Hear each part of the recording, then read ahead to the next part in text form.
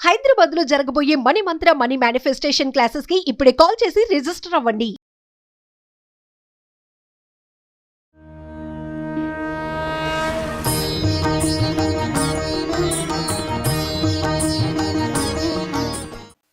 గమనించే ఉంటారు ఈ పాటికి. కానీ మళ్ళీ ఇంకొకసారి గుర్తు చేస్తున్నాను భక్తుల సౌకర్యార్థం.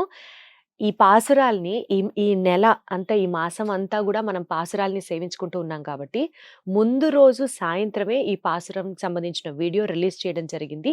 మరుసటి రోజు ఉదయం చక్కగా స్నానం చేసిన తర్వాత స్వామి ముందు కూర్చొని మీరు ఈ పాసురాల్ని విన్నా కూడా అంతే ప్రయోజనం ఉంటుంది. కాబట్టి అప్పటికప్పుడు మీరు వెతుక్కుని కంగారు పడకుండా ముందు రోజు సాయంత్రమే ప్రతిరోజు మరుసటి రోజుకి సంబంధించినటువంటి ఒక పాసురాన్ని విడుదల చేయడం జరుగుతుంది. అండ్ మరి ఇవాళ 5వ పాసురానికి చేరుకున్నాము. 5వ పాసురానికి సంబంధించిన విశిష్టత అడిగి తెలుసుకుందాం. వైష్ణవ సాంప్రదాయ ప్రచారకురాలు పద్మజ రామానుజదాస్ గారు ఉన్నారు. అమ్మ నమస్కారం. నమస్తే అండి. ఈ మొదటి 5 పాసురాలు కూడా ఈ తిరుప్పావై వ్రతానికి పూర్వరంగంగా చెప్తారు. ఈ 5 పాసురాలలో భగవంతుడు వేంచేసి ఉండేటువంటి 5 స్థానాలను కీర్తిచ్చింది గోదమ్మ అని చెప్తారు పెద్దలు. పర, వ్యూహ, విభవ, అంతర్యామి, అర్చావతారాలు. ఆ స్వామి పరము అంటే వైకుంఠంలో ఉంటాడు. మొదటి పాసురంలో శ్రీమన్నారాయణుడే మనకు అనుగ్రహిస్తాడు ఫలితాన్ని అని చెప్పింది. ఆ నారాయణుడు ఎక్కడుంటాడు? వైకుంఠ నారాయణుడిగా పరమపదంలో ఉంటాడు. ఆయన కీర్తించింది. 2వ పాసురంలో క్షీరాద్రినాథ అంటూ కీర్తించింది. అంటే పాలకడిలో ఉన్నటువంటి ఆ స్వామిని గురించి కీర్తించింది. 3వ పాసురంలో వామనుడుగా వచ్చి త్రివిక్రముడుగా పెరిగిన ఆ స్వామిని కొలుద్దాము, ఆయన పాటను, ఆయన నామాన్ని పాడుదామనంది. అంటే అవతారాల వైభవాన్ని కీర్తించింది. 4వ పాసురం ఆழிమഴే కన్నా అనటం ద్వారా ఆ స్వామి వర్షదేవుడికి అంతర్యామిగా ఉండి కురిపించేది ఆ కృష్ణుడే అనటం ద్వారా అంతర్యామి వైభవాన్ని తెలిపినట్లయింది. ఇక ఈనాటి 5వ పాసురంలో అర్చామూర్తి వైభవాన్ని మనకు తెలియజేస్తుంది గోదమ్మ. శ్రీకృష్ణ పరమాత్మగా స్వామి అవతరించి మధురలోనూ వేంచేసి ఉన్నాడు. నాయకుడుగా, మధురకు రాజుగా వేంచేసి ఉన్నాడు. అలాంటి ఆ స్వామి యొక్క వైభవాన్ని పలు నామాలతో కీర్తించమని చెప్తుంది గోదమ్మ. ఈ వ్రతం చేసేటప్పుడు మనకు సందేహం రావచ్చు. ఏమండి, మీరు చెప్పిందంతా బానే ఉంది, కృష్ణయ్యని తలుచుకోమన్నారు, వ్రతం అంతా చేయమన్నారు, నెల రోజులు పాటలు పాడమన్నారు, అర్థాన్ని తెలుసుకోమన్నారు, ఆ స్వామి మనల్ని అనుగ్రహిస్తాడన్నారు. కానీ నేను చాలా తప్పులు చేశానండి, ఇన్ని తప్పులు చేసిన నేను ఈ వ్రతం చేయడానికి అర్హురాలు నేనా? నేను చెయ్యవచ్చా లేదా? నేను చేస్తే సహజంగా అందరం ఈ అనుకునే డౌటే. తప్పులు చూసి స్వామి నన్ను క్షమిస్తాడా? నాకు ఇస్తాడా ఫలం? ఈ తప్పులు ఆయన అనుగ్రహానికి అడ్డం రావా అంటూ ఎవరికి వాళ్ళకి ఒక రకమైనటువంటి భయం కూడా ఉండొచ్చు. అలా భక్తుల్లో ఉండేటువంటి భయాన్ని తొలగిస్తూ మీ పాపాలు మీకేమి అడ్డు రావు, అడ్డు రాకుండా ఉండాలంటే ఆ స్వామి నామాన్ని చెప్పండి, ఆటోమేటిక్గా మీ పాపాలన్నీ పోతాయి. భగవంతుణ్ణి చేరుకోవడానికి అడ్డుగా ఉండేవి మన పాపాలే. అవును. ఈ రోజు మనం మళ్ళీ ఈ లోకంలోకి వచ్చి పడ్డాము అంటే అది దానికి కారణం ఏనాడో మనం చేసుకున్నటువంటి కర్మ. కర్మ పుణ్యమే కావచ్చు, పాపమే కావచ్చు, భగవంతుడి నుంచి మనల్ని వేరు చేసి ఈ లోకంలో పుట్టేలా చేసింది కాబట్టి అది పుణ్యమైనా పాపమైనా పాపం కింద లెక్కే. పేరు మార్చుకున్న పాపం పుణ్యం అంటే. కాబట్టి భగవంతుణ్ణి విడివడి ఈ లోకంలో ఉన్నందుకు ఆ కారణమైనటువంటి పాపాలు మనల్ని ఏం చెయ్యవు అంటూ చెప్తుంది గోదమ్మ. సాధారణంగా ఏమిటంటారంటే, నాభుక్తం క్షీయతే కర్మ కల్పకోటి శతైరపి అవశ్యం అనుభోక్తవ్యం కృతం కర్మ శుభాశుభం అంటారు. అంటే మనం చేసిన పని మంచిదైనా చెడ్డదైనా దానివల్ల వచ్చేటువంటి ఫలితం అనుభవించాల్సిందే. ఎన్నాళ్ళు? ఒక జన్మకు కాదు, ఒక యుగానికి కాదు, ఒక కల్పానికి కాదు, కోటి కల్పాల తరుబడి మనం అనుభవించినా కూడా తీరనటువంటి పాప రాశి ఉంటుంది. అటువంటి రాశి అంతా కూడా మాయమైపోయే అద్భుతమైన ఉపాయం చెప్పింది గోదమ్మ ఈ పాసరంలో. సో ఇక మన పాపాలు మనకు అడ్డుపడతాయి అనేటువంటి భయం అక్కర్లేదు. అది ఏమిటి మరి? పాసురాన్ని అనుసంధించి తెలుసుకుందామా? 5వ పాసురం ముందుగా అనుసంధానం చేద్దాం. மாயனை மன்னுவட மதுரை மைந்தனை தூய பெருநீர் யமுனை துறைவனை ஆயர் குலத்தினில் தோன்றும் மணி விளக்கை தாயை குடல் விளக்கம் செய்த தாமோதரனை தூயோமாய் வந்து நாம் தூமலர் தூவித் தொழுது வாயினால் பாடி மனத்தினால் சிந்திக்கா போய பிழையும் பகுதருவான் என்றனவும் தீனில் தூசாகும் செப்பேலோர் எம்பாவாய் ఆండాళ్ తిరువడిగళే శరణం. ఇది 5వ పాసురం. ఈ పాసురం ప్రారంభమే మాయనై అంటూ చెప్తుంది. ఎన్నో మాయ చేష్టములు చేస్తాడు ఆ స్వామి. అఘటిత ఘటన సామర్థ్యం చేస్తూ ఉంటాడు. ఆయన తలుచుకుంటే మన పాపాలు ఒక లెక్క పోగొట్టాలంటే. కాబట్టి మీరేం భయపడకండి. ఆయన మాయావి అంటూ ముందే మాయావి అంటూ కీర్తించింది ఆ స్వామిని. తర్వాత ఆయన మధురలో అవతరించాడు కదా! ఎలా అవతరించాడు? పుట్టగానే చతుర్భుజాలతో శంఖచక్రాలతో అవతరించాడు. దేవకి వసుదేవులకి.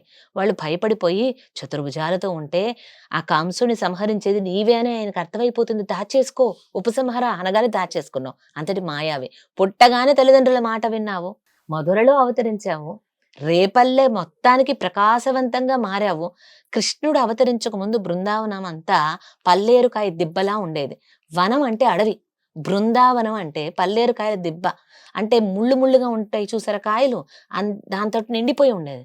కృష్ణయ్య అవతరించాక నందన వనంలా మారిపోయింది. ఆ నందుని ఇంట ఏనాడైతే కృష్ణయ్య చేరాడో ఆనాటి నుంచి రేపల్లె మొత్తానికి ప్రకాశవంతమైన మణిదీపం అయిపోయాడు ఆ స్వామి. అలాగే ఎంత సౌరభ్యంగా ఉన్నాడు. ఒక యశోదమ్మ గొల్లె తల, అంతే కదండి, గోపకురాలు కదా ఆమె. ఆ గొల్లె తల తల్లి ప్రేమకు కట్టుబడి కొట్టబడేంత సౌలభ్యంగా దామోదర నామ వృత్తాంతం మనం ఒకసారి పూర్తిగా చెప్పుకున్నాం విపులంగా. ఆ ఎపిసోడ్ లింక్ మీకు అవకాశం ఉంటే ఈ లింక్ డిస్క్రిప్షన్ లో ఇవ్వండి, లేదా కామెంట్ బాక్స్ లో పిన్ చేయండి. ఎందుకంటే దామోదర అనే నామమే ఈ రోజు మనకి ఇచ్చింది గోదమ్మ. ఆ నామ వృత్తాంతం ఒక్కసారి మనసులో మెదలాలి. ఎంత విన్నా ఒక్కోసారి ఇటు నుంచి ఇలా వెళ్ళిపోయే ప్రమాదం ఉంటుంది. ఇక్కడ ఉంచుకోవాలి. అందుకోసం మరొక్కసారి ఆలకిస్తే తీపి పదార్థం ఎంత తిన్నా చేదా అనిపించదు. కాబట్టి ఆ దామోదర నామ వృత్తాంతం మరొకసారి ఆలకించిన వారు అవుతారు. అలాగే ఆ దామోదర లీలలో ఏం తెలుసుకున్నాం మనం? నిరంతర నామ స్మరణతో స్వామి కట్టుబడతాడు. ఆ చిన్న చిన్న తాడు మొక్కలు ఏవైతే ఉన్నాయో అన్నిటినీ కలిపి కట్టింది ఆ యశోదమ్మ. ఎంత సౌలభ్యం!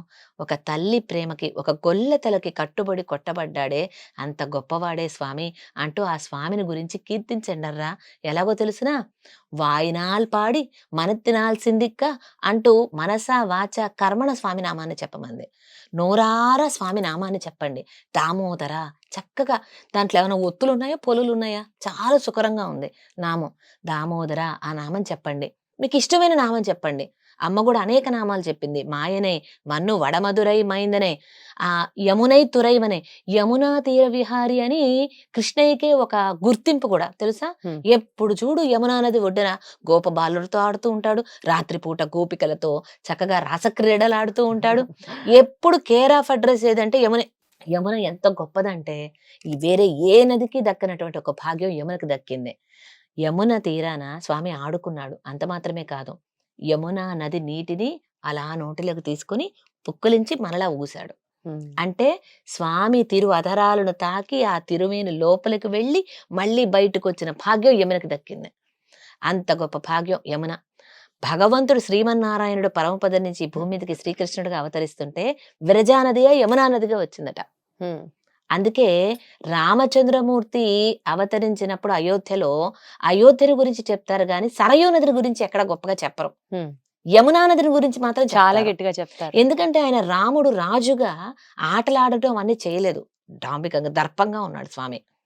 ఈయనేంటి ఎప్పుడు యమునా నది ఒడ్డునే ఆడుతూ ఉండేవాడు. అదొక స్వరూప నిరూపకంగా ఆయన ఎప్పుడు అక్కడే ఉంటూ ఉండేవాడు. ఇంట్లో లేడు అంటే యమునా నది ఒడ్డునే అలా ఉండేవాడు. ఇక మధుర ఎంతో గొప్పది. మనకి మధుర అనేక యుగాలను కూడా చూసిందండి. ఇప్పటికిప్పుడు వచ్చింది కాదు. మధుర నగరంలోనే వామనుడు సిద్ధాశ్రమాన్ని నిర్మించుకొని అక్కడ ఉన్నాడు కొన్నాళ్ళు వామనమూర్తిగా కృతయుగంలో. త్రేతాయుగంలో వచ్చేటప్పటికి శత్రుఘ్న నాళ్వాన్ లవణాసురుని సంహరించిన తర్వాత ఈ మధురని రాజధానిగా చేసుకొని ఏలాడు కొన్నాళ్ళు. కృష్ణ పరమాత్మ అవతరించింది మధురలోనే. అటువంటి గొప్పది మధుర, ఆ యమునా నదీ తీరాన. అటువంటి ఆ పురాధీసుడు అంటూ చెప్పుకోవచ్చు. మధురాపురాధీసుడు, యమునా తీర విహారుడు, దామోదరుడు యొక్క నామాన్ని నోరార పాడండి. మనసారా స్వామిని తలుచుకోండి. చేతులారా స్వామికి నమస్కారం చేయండి, అంజలి ఘటించండి అంటూ చెప్తుంది. అంజలి పరమాముద్ర క్షిప్రం దేవం ప్రసాది అని ఒక్కసారి అంజలి చేయగానే ఆ స్వామి కరిగిపోతాడు నీరులాగా. మన పాపాలన్నీ పోగొడతాడు. ఎలాగో తెలుసా? తీనెల్ తూసాగం. ఇంత పెద్ద దూది చిన్న నిప్పు కణం మీద పడింది అనుకోండి, ఏమవుతుంది? మొత్తం కాలిపోతుంది. కాలిపోయి బూడిద కూడా మిగలదు. అలాగే మన పాపరాశి ఎంత పెద్దదైనా ఎప్పుడైతే స్వామి నామం చెప్తామో ఆ నామం అగ్ని లాంటిది. మన పాప రాశిని మొత్తాన్ని దగ్ధం చేసేస్తుంది. సెప్పు అంటే చెప్పు అంటుంది, ఏలోరెంబావాయ్. కాబట్టి నామాన్ని చెప్పమని గోధుమ పదే పదే చెప్తుంది.